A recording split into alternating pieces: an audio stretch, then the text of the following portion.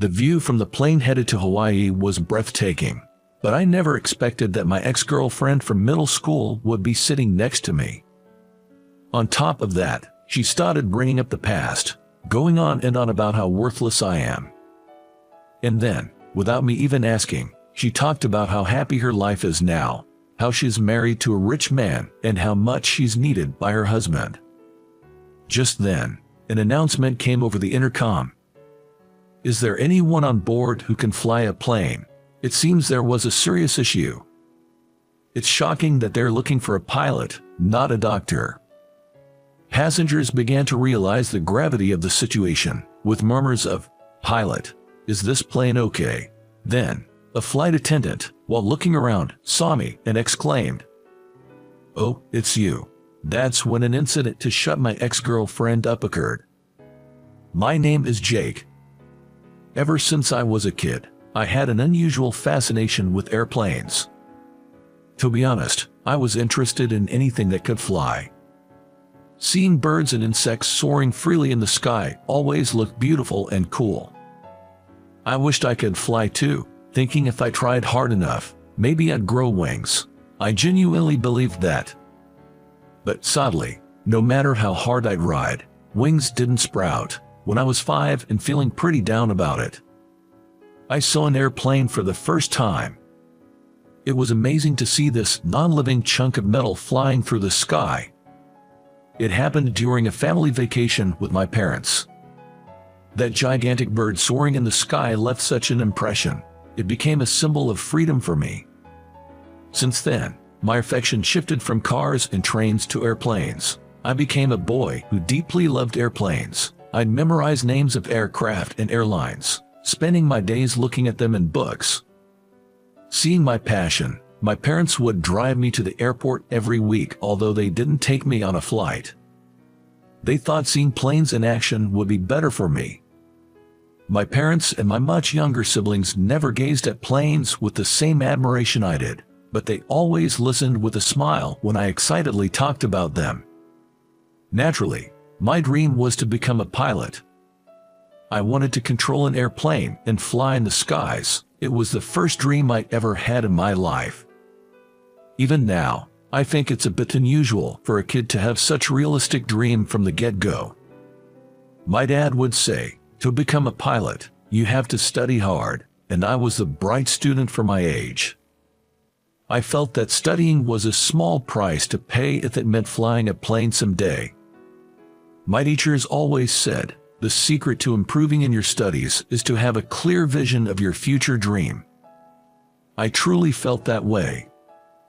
If what it took to become a pilot was studying, then I'd gladly dive into my studies. Moreover, when my dad said, I heard that if you have cavities, you can't become a pilot, I brushed my teeth harder than anyone else. I reckon I got so good at it that I could have become a dental hygienist. Mind you, it's not true for all pilots that having cavities is a deal breaker. Only those flying certain fighter jets can have them due to the effects of air pressure. If someone said that you need to be physically fit to be a pilot, then I'd double down on weight training and exercise. Anyway, my childhood was more about planes than playing around. Once I reached middle school, I began seriously considering my path towards becoming a pilot. I believed that without attending a reputable high school or college, I wouldn't be able to fly an airplane, so I continued to work hard in both my studies and physical activities.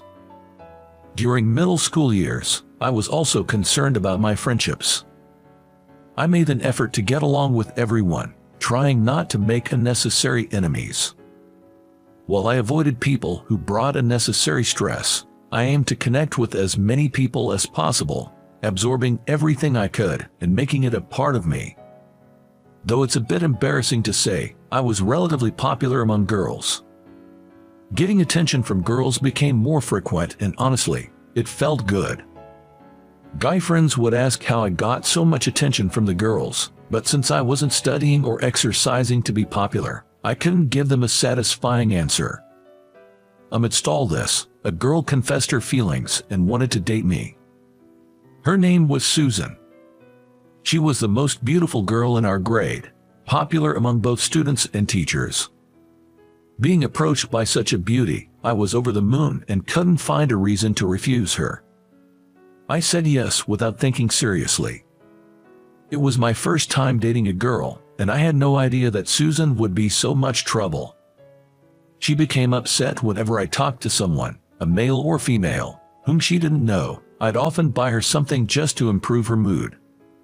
She demanded things like deleting contacts of the girls from my phone and expected immediate replies to her texts. She was incredibly self-centered and seldom thought of others.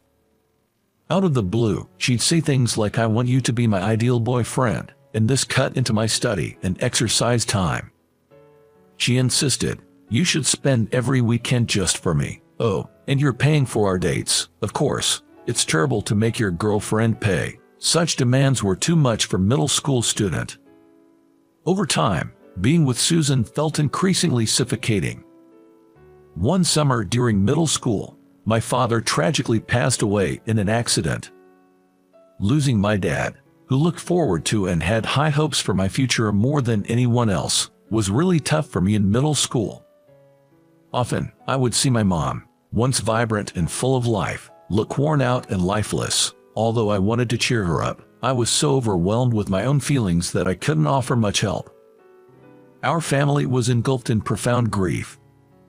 After losing our beloved father, a man we all admired, every one of us had to fight harder to live our lives. My mom, who had been a stay-at-home mom until then, started working outside. Consequently, she couldn't take care of my younger brother anymore, so I stepped in.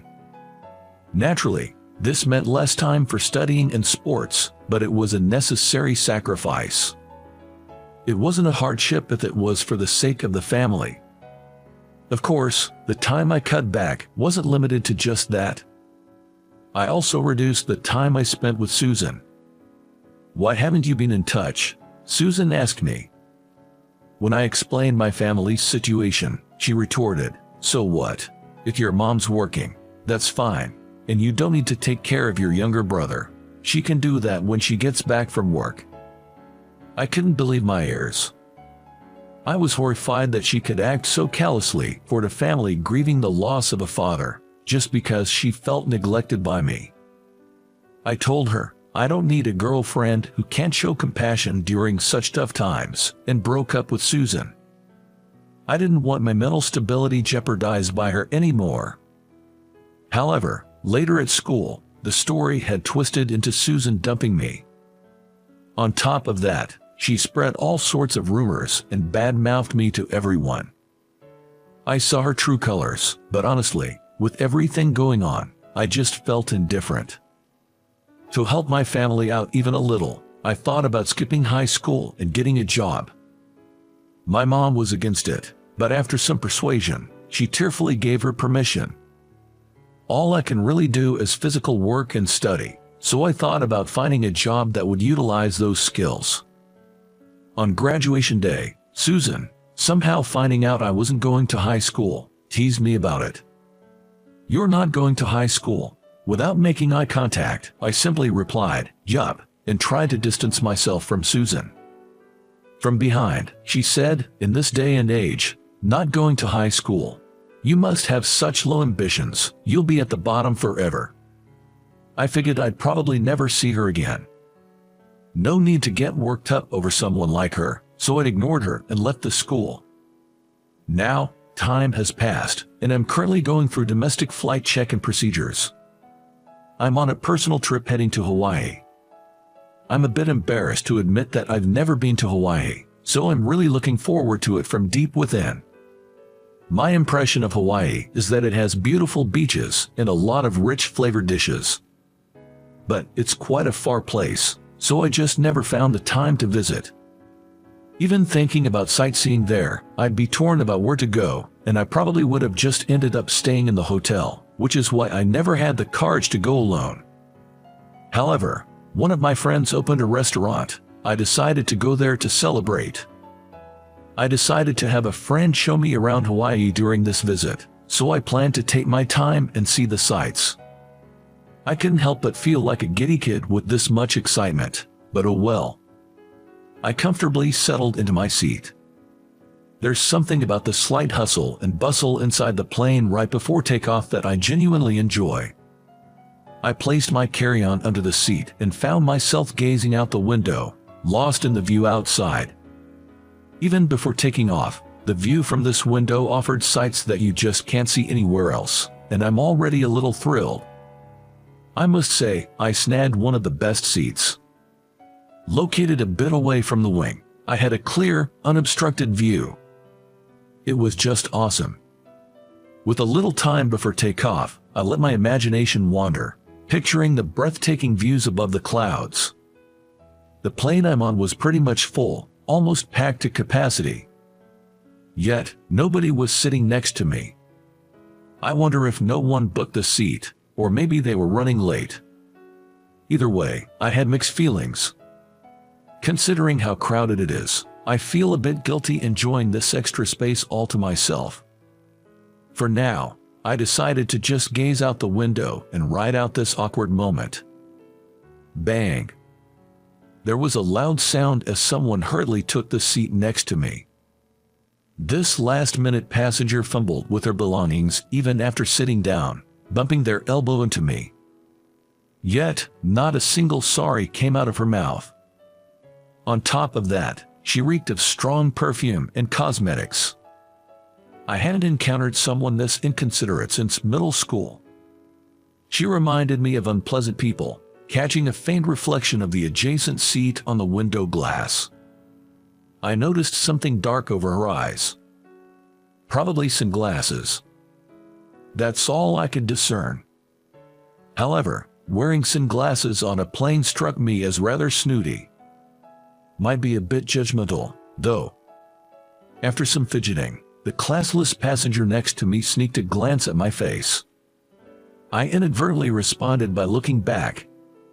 I regretted it instantly.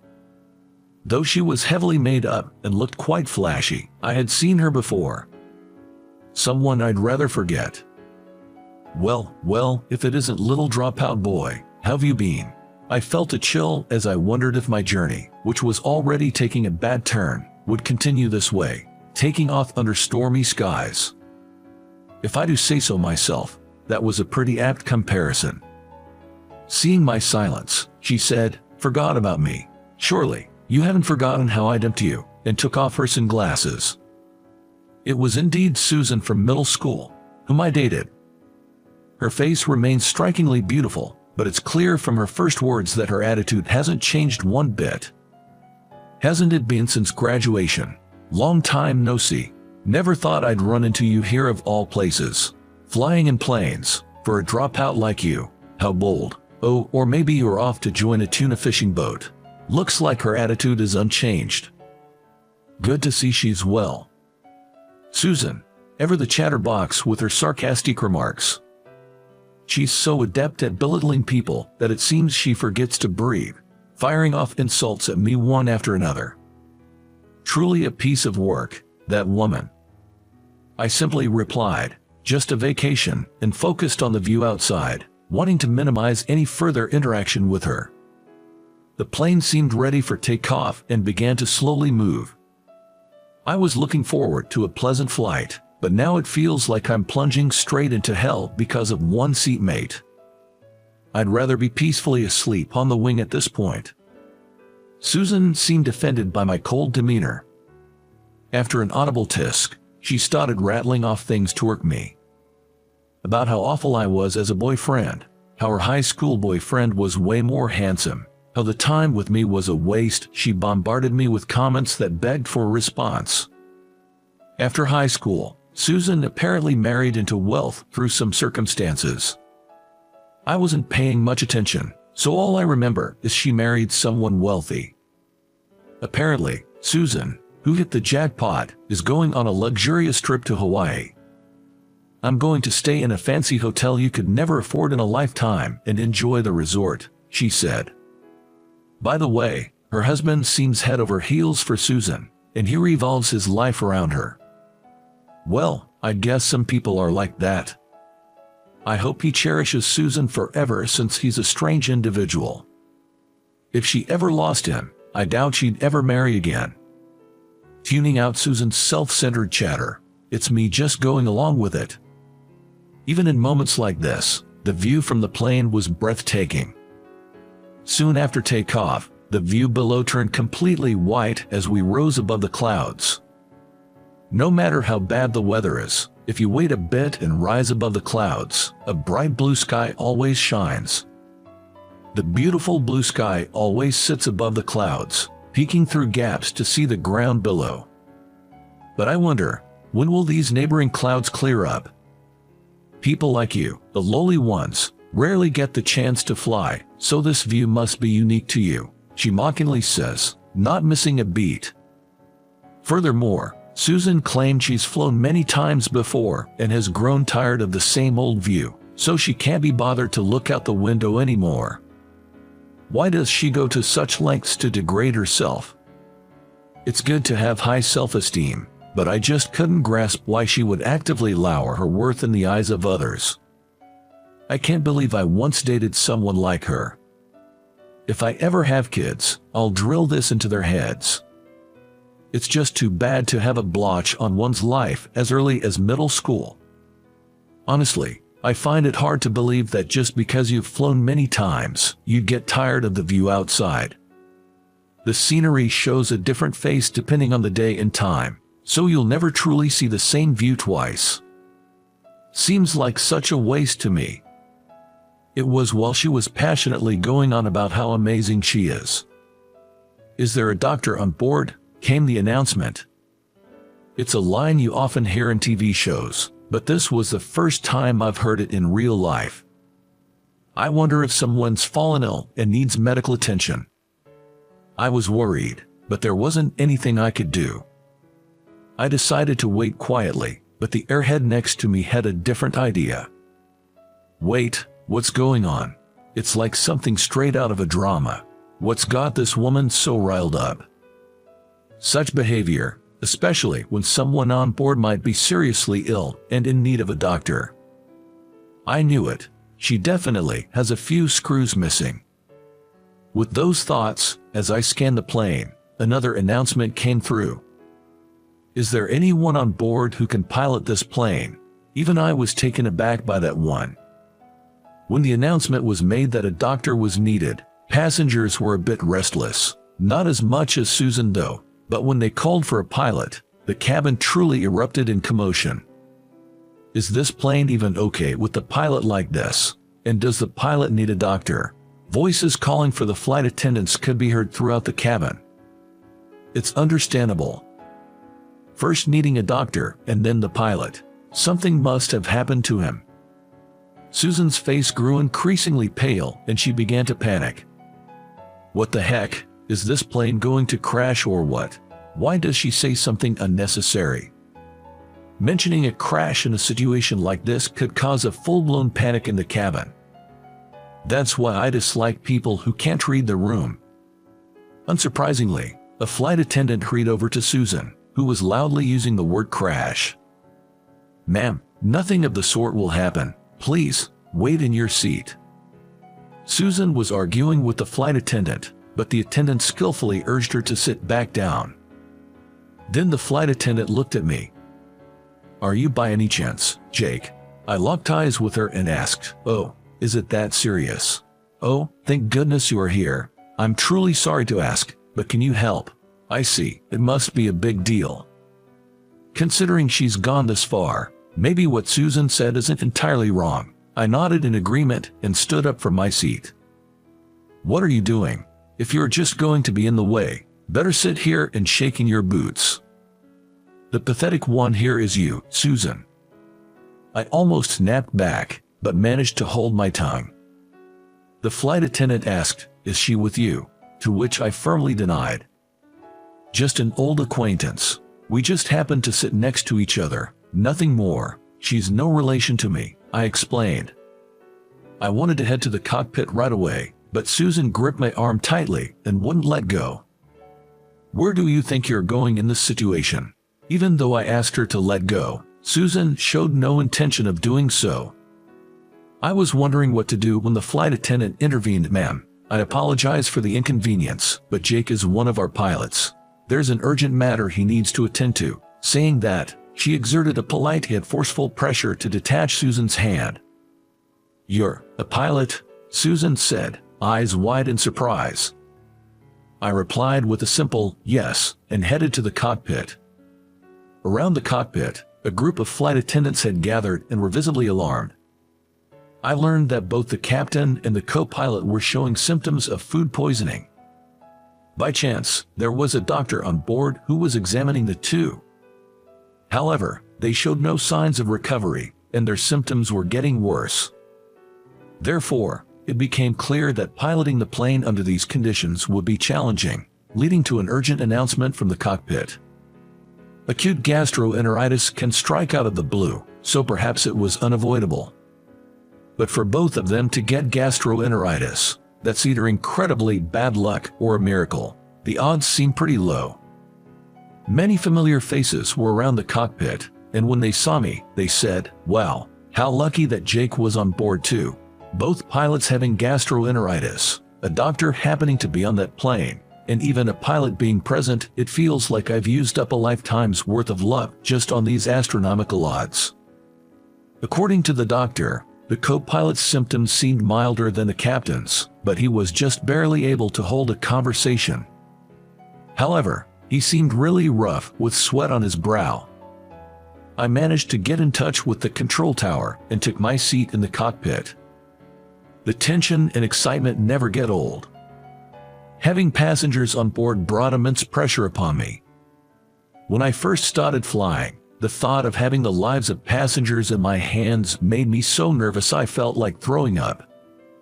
But at the same time, there was a breathtaking view that only pilots get to see.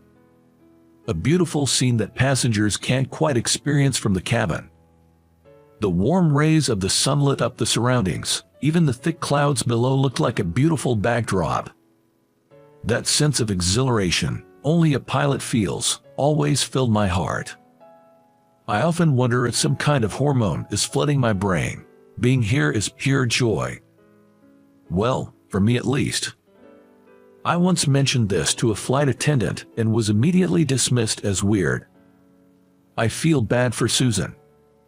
She never experienced such a sight and still got tired of it. The plane landed safely in Hawaii, ensuring the safety of all passengers and crew on board.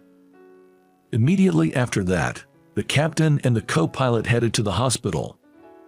The doctor who had been attending to them said, "I'm glad you were there. If I was alone, everyone would have ended up in the hospital. Just those two going is enough," chuckling and stroking his beard.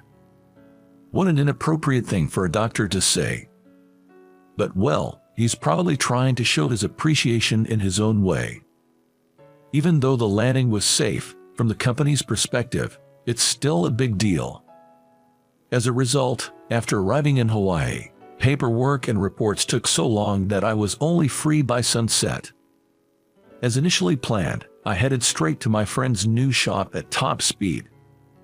Of course, I drove safely.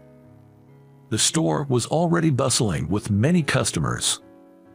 My friend and the owner, Bob, saw me and immediately burst into a wide grin, exclaiming, "Glad you could make it," and giving me a hearty pat on the back. "I heard you had quite the day, steering a passenger plane on the fly. Where did he get that info?" I didn't feel like bragging, so I hadn't intended to talk about it, but if he already knew, I guess I should explain. The forceful pat from the muscular Bob left my back tingling. Rubbing the sore spot, I sat down and recounted the day's events. "That's an incredible story. Can't believe it's been 5 years since you retired. Time flies," Bob laughed. Indeed, the passing of 5 years does make me feel the cruel march of time. "Are you a friend of the owner?" a gentle voice inquired from behind me. Turning around, a distinguished-looking gentleman was smiling at me. Next to him was a rather, "Excuse me, Susan." Bob replied to the gentleman with a smile. "It seems he's a regular at this place. He was my buddy back in the service days. This guy was top-notch, you know. He was stationed at the Langley Air Force Base with the 4th Air Wing, 11th Flight Squadron," he explained thoroughly. I thought the gentleman wouldn't understand such detailed information, but his eyes lit up as he exclaimed, "Wait, you mean the Blue Angels?" Turns out, he had once dreamed of becoming a pilot. However, due to an accident when he was a child, he almost lost vision in his right eye and had to reluctantly give up that dream. Same as me. To remember names of aircraft, airline companies, and even military divisions, this guy must be a serious aviation enthusiast. It had been a while since I'd met someone so passionate about planes, so I couldn't help but chat animatedly with him. Even though I was here for Bob's celebration, I got sidetracked with this engaging conversation. The gentleman was particularly fond of the Blue Angels. He raved about their air shows, saying they are truly spectacular. Interrupting our heated conversation was none other than Susan. "Excuse me," she chimed in gracefully. "Oh, I'm sorry," the gentleman scratched his head. "I got a bit carried away there." I thought she didn't deserve an apology, but from their interaction, it seemed they were a couple, so I held my tongue. In the course of our chat, he learned Susan and I went to the same middle school, which once again piqued the gentleman's interest. He bombarded me with various questions. "So, where are you now?" he inquired. I told him I'm a commercial pilot. He seemed puzzled by my answer. "Well, it makes sense.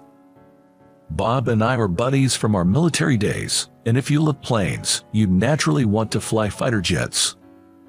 The thing is, I had a car accident a while back and couldn't fly fighter jets anymore, but I still loved the sky, so I switched to the commercial sector." I explained the whole situation. 5 years ago, on a rainy day, I was crossing the street at an intersection when a car ran the red light and hit me. The driver was distracted, looking elsewhere.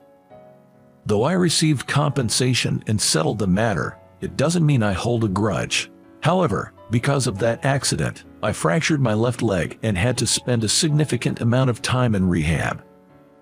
Because of this, I didn't meet the required flight hours, and I lost my pilot's license. I also developed complications from the accident, meaning I could no longer fly the more demanding fighter jets. At that time, I was truly devastated. It was a dream I had since I was a child, and my late father had always been my biggest supporter. But this was all thanks to my dad's teachings. He always used to tell me, "The past is the past. No use dwelling on it. Just do your best in the present."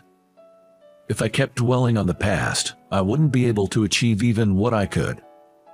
When I found out I couldn't fly fighter jets anymore, the higher-ups suggested I move to a department primarily dealing with paperwork, but I couldn't give up on flying, so I left the military and transitioned to the private sector. Becoming a commercial pilot was more challenging than I expected, facing various obstacles. But I never gave up. The sky is where I belong. There's nowhere else for me. After finishing my story, Susan's husband, teary-eyed, he said, "I've never met someone as incredible as you. Your never-give-up spirit is truly admirable. Would you mind if we kept in touch?" As he took out his cell phone. I couldn't possibly refuse after such a heartfelt request. Plus, being praised felt pretty good, not gonna lie. After that, we continued to talk about planes, engrossed in our conversation. Throughout that time, Susan looked down, appearing rather diminished. Susan's husband introduced himself as Mike. He owned several properties in resort areas like Hawaii and was a well-known wealthy man in that realm. It seems that what Susan told me on the plane about marrying into wealth wasn't a lie. Honestly, I was quite skeptical. Mike, even after our meeting in Hawaii, kept in touch quite frequently and was a straight-shooter kind of guy. He had a stickler for details kind of attitude, didn't tolerate any wrongdoing, and seemed to be trusted by many. That such a man chose Susan as a life partner, I wondered if she had somehow drugged him. Then, I received a message on my phone from Susan. "Please never tell my husband that we dated in the past. Don't jeopardize my happiness," it read. For my part, I had no desire to have any more involvement with Susan, But considering Mike, maybe it would be best to spill the beans. It's quite a dilemma. However, Susan probably has some awareness that she wasn't entirely honest with me back then. I doubt her character changed just because of that plane incident, but she likely played her cards right to marry into money. If she went to those lengths, I guess I shouldn't be the one to ruin it. Although, it's quite comical when I think about it. But to be honest, even if I don't tell Mike about Susan's true nature, sooner or later, he'll see her for who she really is. Until then, I hope he enjoys the happiness he has. I replied with a simple understood. After that, I received no further messages from her. It seems Susan will continue to hide her past from her husband. In other words, she probably can't live any other way now. She likely live in fear of her past and those she harassed being exposed. That's the responsibility and consequence of her past actions. The past never truly goes away. Some time had passed since I traveled to Hawaii. I happened to bump into Mike at the airport. But the Mike I saw there looked considerably thinner and appeared quite worn out. When I spoke to him, he said that he and his wife, Susan, had divorced. Some time after the incident in Hawaii, a friend of Susan's visited their home. Due to work commitments, Mike was at home. Thinking not to disturb the two, he was working on his computer in a room next to the guest room.